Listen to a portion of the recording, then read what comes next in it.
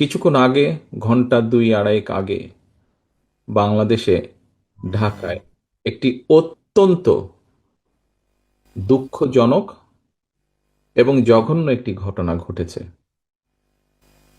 ইনকালাব মঞ্চের নেতা জনাব ওসমান হাদি, তাকে গুলি করা হয়েছে, তার উপরে গুলিবর্ষণ করা হয়েছে।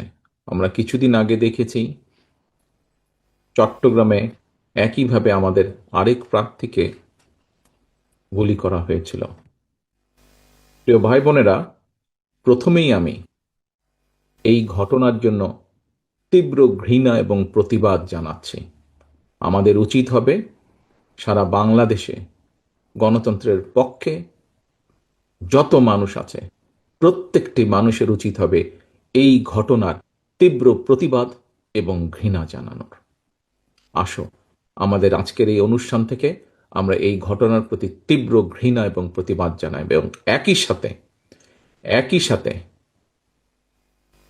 বিএনপি এবং ছাত্র দলের দায়িত্বশীল একজন কর্মী হিসাবে আমাদের দায়িত্ব হবে প্রশাসনকে, যারা এই ঘটনার সুষ্ঠু তদন্ত করবে, তাদেরকে আমাদের অবস্থান থেকে